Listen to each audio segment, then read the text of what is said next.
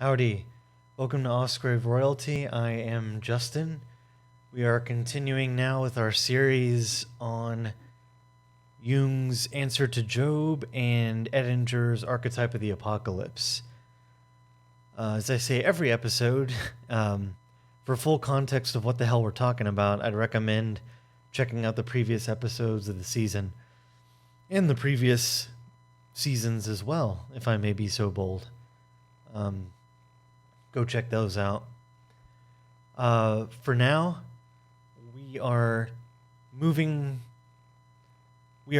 utilizing what we know, what we learned from Answer to Job and that whole paradigm, and we're leveraging it to learn about the Archetype of the Apocalypse, articulated by Edward Edinger.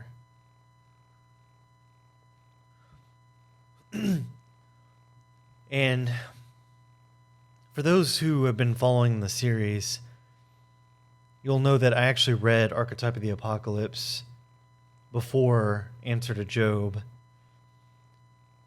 So it was kind of like the cart before the horse kind of thing. And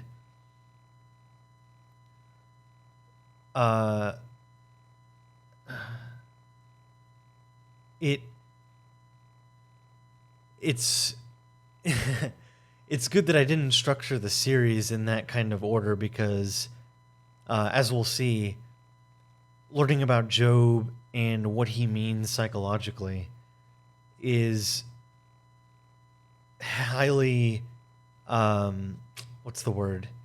instrumental in wrapping your head around what the hell the Archetype of the Apocalypse is. Edinger says, indeed, I think that the significance of Jung's brief work, Answer to Job, cannot be overestimated. No other source provides insight into the meaning of the Jewish Holocaust as just one example of the apocalypse that is now going on in the collective psyche. And it is going on, he says. Once one gets some awareness of the relevant symbolism, that's why we looked at Answer to Job, then one is able to see it. There is no need for any great prophetic powers because the events are already visible. The subtitle, here's the book. Yeah. The subtitle is Divine Vengeance, Terrorism, and the End of the World. Maybe a little dramatic, but I think it's not over dramatic. Let's just put it that way, as we'll see. And in this video, we're learning about the theory, but later we'll be talking about Waco and David Koresh and how it relates to this. Again, I say it all the time, but the stigma of the word archetype is that it's some new agey nonsense that's completely impractical and has no bearing on day-to-day life or reality. But the Koresh incident is a good example, albeit a dramatic one and kind of an exaggerated one. But it's a good example of the epitome of what happens when archetypal possession takes place in an individual, and that possession being the archetype of the apocalypse. Like we've talked about the King, Warrior, Magician, Lover from Robert L. Moore and Douglas Gillette in season 2. Any one of us can be possessed by any archetype, and you don't want to be possessed. You don't want to be an archetype.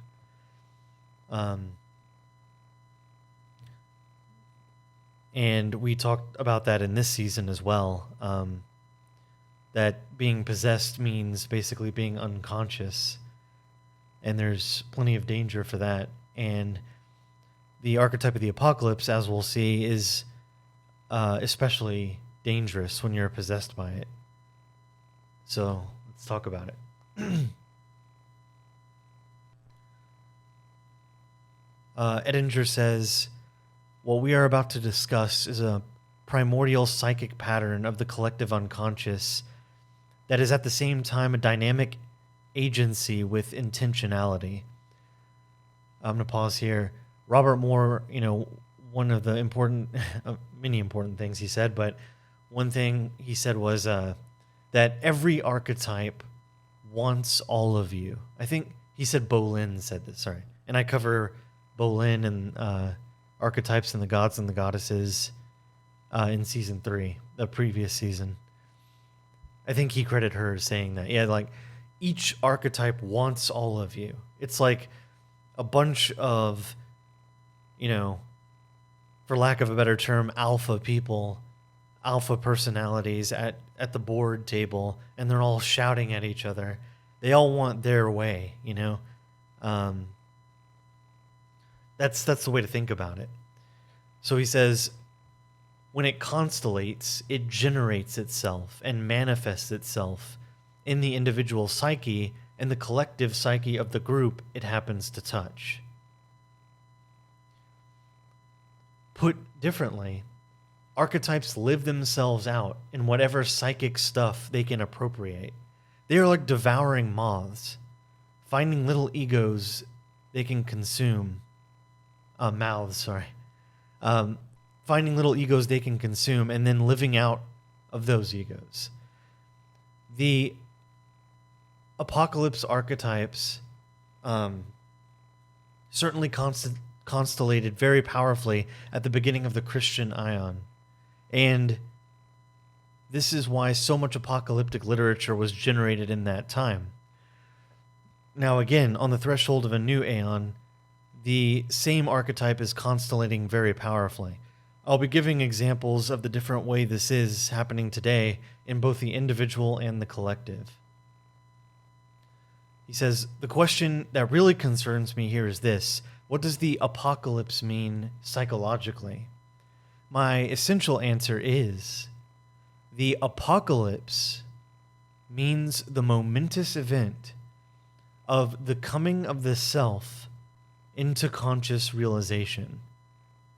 That's so critical to understand. Let me read that again. My essential answer is that the apocalypse archetype, what it is the momentous event of the coming of the self into conscious realization. And don't worry, we'll unpack that. He says, of course, it manifests itself and is experienced in quite different ways, if occurring in the individual psyche or in the collective life of a group. But in either case, it is a momentous event, literally world-shattering. This is what the content of the apocalypse archetype presents: the shattering of the world as it has been, followed by its reconstitution. Just pausing here, it sounds kind of like a hero's journey, right? You always start out in the ordinary world, and then you go through the trials, the inmost cave, the confronting, the nemesis, the great battle, and then afterwards you return with the boon, with the reward gained, but you return to the previous ordinary world, which is now enhanced by the boon you've acquired from the journey, right? And that parallels alchemy, which I've talked about on the channel before. So that's a whole rabbit hole, but there's a lot packed in even just that statement. And don't worry, I mean, I think there's a lot of hints at a lot of things we've already talked about, but we'll unpack all of it soon. But Edinger says it has already started. It is manifesting itself in international relations, in the breakdown of the social structures of Western civilization, in political, ethnic, and religious groupings, as well as within the psyches of individuals.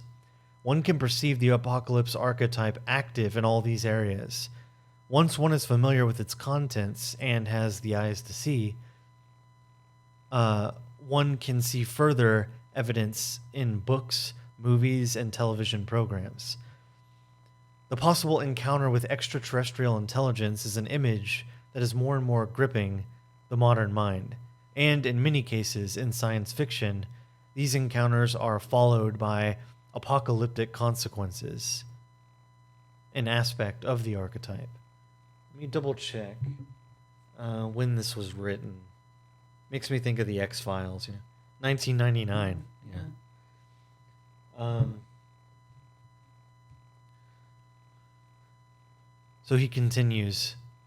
In addition to these collective manifestations of the apocalypse archetype, we have individual manifestations, and this is the real juicy stuff. In addition to these collective manifestations of the apocalypse archetype, we have individual manifestations which therapists are in a position to see all the time, he says. When the imagery of the apocalypse archetype comes up in analysis, it can be immediately recognized as part of the phenomenology of the individuation process. We're getting to the gold mine here, the real value of studying this. So let me read that again. When the imagery of the apocalypse archetype comes up in analysis, it can be immediately recognized as part of the phenomenology of the individuation process, representing in an individual the emergence of the self into conscious realization. And those four aspects I mentioned earlier with regard to the apocalyptic literature apply to individual manifestation, which are revelation, judgment, destruction or punishment, and a new world. Again, it feels like there's a lot of comparisons to the hero's journey, but that's for a different discussion. He says here, number one, revelation has the psychological correlate of a shattering new insight, accompanied by the flow of transpersonal images into consciousness. And I know this is like a bit academic, but these are actually, I mean, it's an understatement, but these are actually, this is actually really insightful. Like, there's lists about things everywhere ad infinitum, but this is going to be important when, so he mentioned like phenomenology, right? And that, basically what that means when you hear something like that, phenomenological or phenomenology, it means like the actual experience of the thing, right? You're looking at literally the phenomenon of it as it occurs in the real world, as you are in it, as you are experiencing it.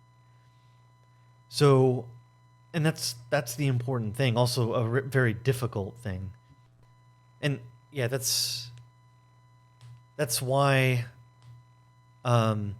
archetypes in general have the bad rap that they do, because of their phenomenological challenge. Like, it's not common sense to articulate the phenomenology of being possessed by an archetype, right? Hence this channel, hence all the seasons, especially season 1 with Dr. Anthony Stevens, who tried to ground the archetypal theory in science. So if you're interested in that, that's the one I started the channel with. So, it's a really one of. I mean, I love all my babies, but that's definitely one of my. It's like it holds a special place. I'll put it that way. Season 1, Dr. Anthony Stevens is great. Anyway, back on topic. So yeah, we're talking about revelation, the four aspects about apocalyptic literature applying to an individual manifestation of the archetype of the apocalypse. Revelation, judgment, destruction or punishment, and then a new world. So First, number one, revelation has the psychological correlate of a shattering new insight accompanied by the flow of transpersonal images into consciousness. Again, this sounds like the hero's journey, where you start out with the ordinary world and then there's a call to adventure. This sounds like a shattering new insight. What's being shattered? The ordinary psychological world, right? In my opinion. 2, judgment is experienced in the form of an abrupt, profound awareness of the shadow, which at times can be so overpowering that it can threaten complete demoralization. When someone is confronted with his dark and dubious nature, that he is known only abstractly and intellectually, but then suddenly it comes into focus as living, concrete reality, that is a big shock. What does that sound like? Again, with the hero's journey, to me it sounds like the trials, right? Like, you get the call to adventure, like sometimes there's a refusal, which I have a whole video on, which I'm obsessed with the refusal. TLDR, I was always obsessed when I heard that refusal step. I'm like, why would anyone not want to go on an adventure? Like this, they're about to do a hero's, but the thing is, when you're in it, you don't know it's going to be a journey, right? And change feels like death. Something is literally dying. Your previous self, you have to be transformed, right? So giving up that old way, you know? And I think of Rocky, there's that great scene where, the promoter asks him if he wants to fight Apollo Creed, and he says no, no. That's the refusal of the call, right? Of course, he eventually agrees, in the same scene. But just always, interested about that. So, again, when someone is confronted with his dark and dubious nature, that he is known only abstractly and intellectually, but then suddenly it comes into focus as living concrete reality, that is a big shock. And shocks sound like trials. I will say also, compared to the hero's journey, in this part of the journey, the hero is typically met with a mentor or allies that help him through these shocks. You see that in fairy tales with anthropomorphized animal creatures helping the hero. You see it in the myths, which we covered last season, especially with, I think it was Psyche. Yeah, Psyche, who had the help with the ants that sorted the seeds, I think, if I'm remembering correctly, but it's all over mythology. So, number 3, the theme of third is destruction or punishment. So the theme of destruction or punishment is manifested as the individual's anxiety in the midst of this transformation. Sorry, let me reread that sentence. Sorry. The theme of destruction or punishment is manifested as the individual's anxiety in the midst of this new transformation or ordeal. In the midst of this new transformation ordeal. Sorry, can't read. So he's saying that apocalyptic imagery is analogous to the anxiety that we feel when we have truly crossed the point of no return, where, and again, this sounds like a threshold in the hero's journey. We've crossed a point where we are definitely transformed. We've abandoned and left behind the ordinary world, and we're onto something new. Now, this is a critical moment because at this point we can be what the alchemists call undercooked or overcooked. Undercooked means TLDR, it's like, it's hard to think of an example. it really means like you didn't get the sufficient shock needed for transformation to take place in any sort of significant way. It's kind of like you are hazed at a frat party, but the haze is like you're shot with a Nerf dart or something. And it's like, ha ha ha, noob, or, pledge. That was hilarious. I hit you in the head with a Nerf gun. And the pledge is like, all right.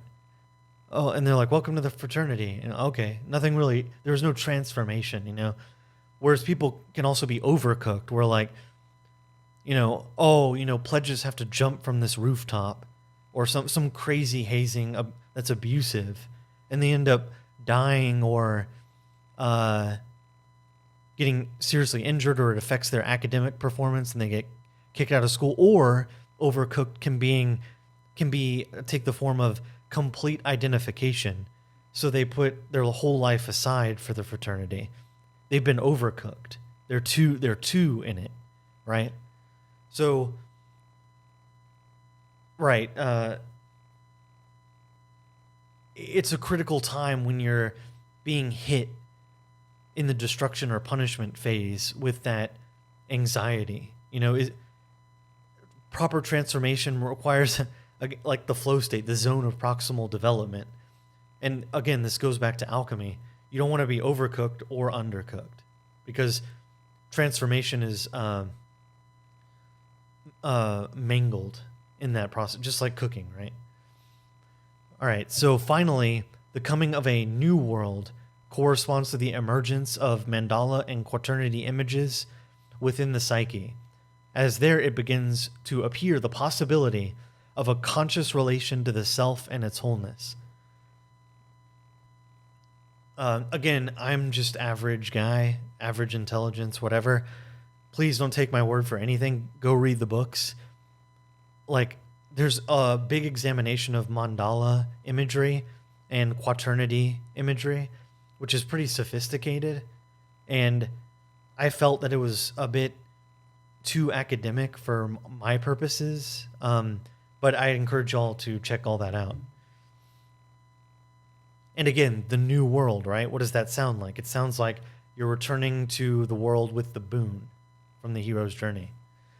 He says, thus, end of the world dreams, invasion from outer space, nuclear bombs, do not necessarily presage psychic catastrophe for the dreamer, but may, if properly understood, refer to the coming into visibility of manifestations of the self, the nucleus of the psyche, and present the opportunity for an enlargement of personality. That's key. These are gifts.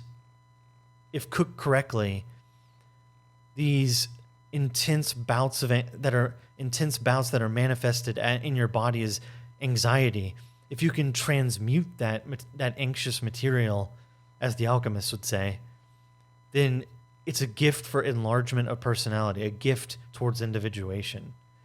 The point is that, Edinger says, the point is that if we understand the image of the apocalypse, when we see it in its manifestation, both inner and outer, we do not have to be overcome or possessed by it. And this is Edinger's optimistic tone, that when these things are happening to us, if we know what's happening to us, we can, make lemonade out of lemons, right?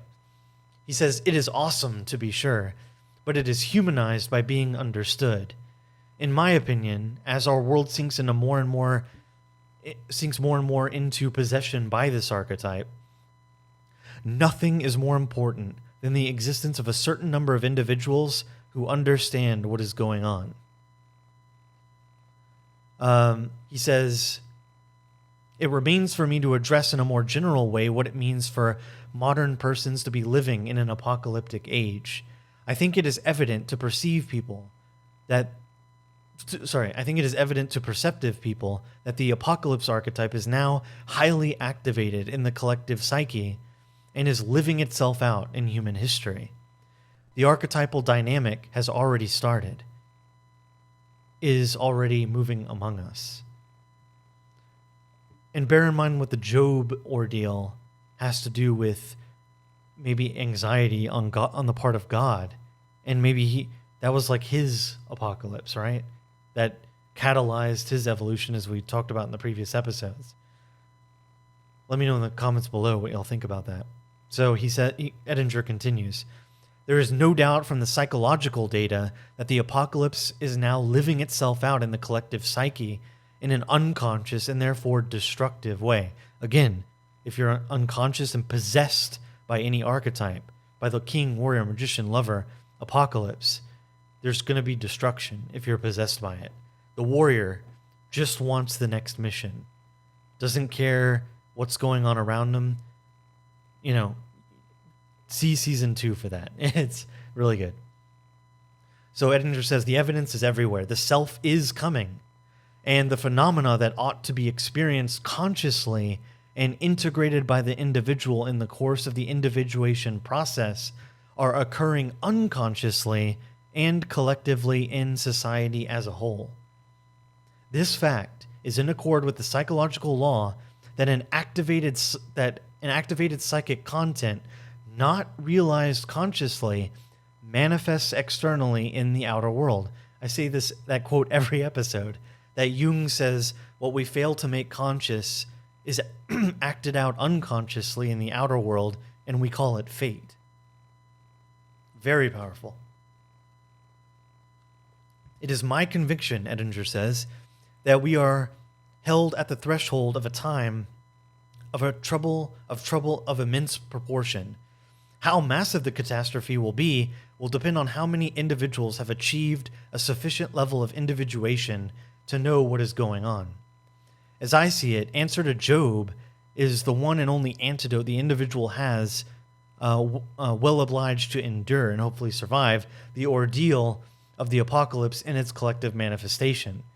This one terse and passionate work tells us what is going on, the meaning of the vast collective of which we are now in the beginning stages, namely, that it is the coming of the self into collective awareness, the incarnation of the God image with all its paradoxical ambiguity, a God who unites with himself both good and evil.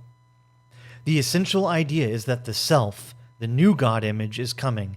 It is visiting the earth, visiting humanity, visiting the individual ego, and it is coming in order to incarnate itself, as we talked about previously. Yahweh wants to become man again, more fully, and answer to Job is the talisman to help us get through that process.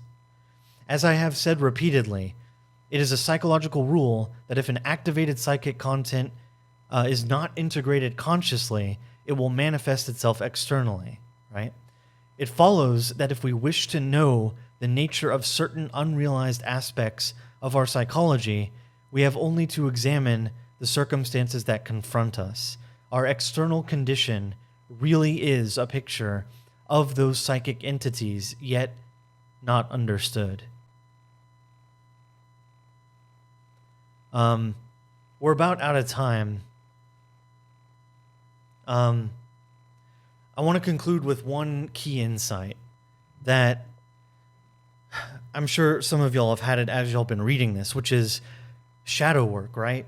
Each time you make unconscious material conscious, when it moves from one of those to the next, that transition is a breaking through.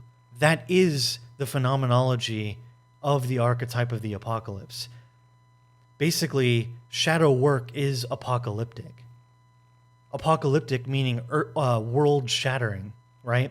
Now, it's like you can microdose apocalypse, right?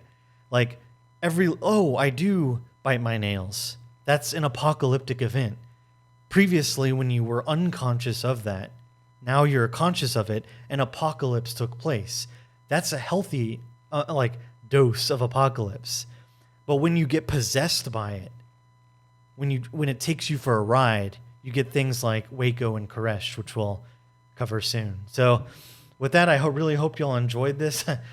There's so much more I want to say, but we're out of time. Go buy the books. They're really great, well written, and I appreciate y'all, and I'll see y'all in the next one.